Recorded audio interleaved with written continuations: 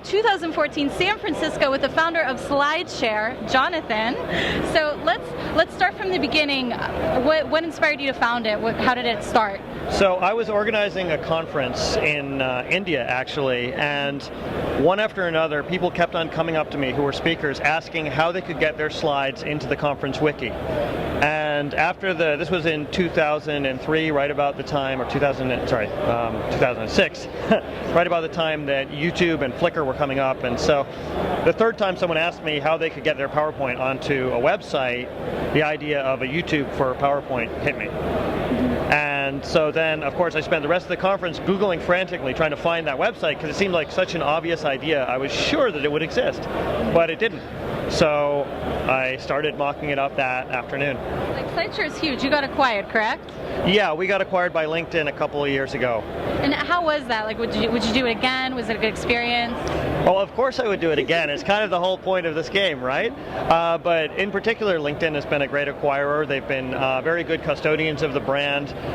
They described the acquisition as being sort of the model that they wanted to use, being like when Google acquired YouTube. They wanted to sort of keep us doing what we were doing, but also be a part of the larger thing, and I think that that's worked really well.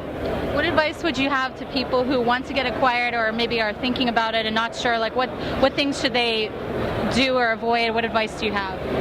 I mean, I think that you have to make something that is growing really fast, and at the same time you have to survive for a long time, so that when a company comes along that decides that they need what you've built, you're still there. Like SlideShare was a really natural fit for LinkedIn for a long time. Yeah. But it was only once LinkedIn got to a certain size that they would have been comfortable doing a deal of the size that SlideShare was, right? So. But why wouldn't they want to get you when you're small or when they're small and just do a deal? Why does everyone have to be big? I'm just curious. I mean, stock is currency, right? And so you don't want to spend it until you have it. Oh, okay. Yeah. Got it. And what advice do you have to entrepreneurs in general getting started? Like one piece of advice? Never give up. Tenacity is what it's all about. You have to just keep on trying and ignore the people who say that it's not going to work, because you're imagining something new, and that's hard for people to fit into their heads. And what are you up to next? Are you still focusing on SlideShare? Are you doing any new projects?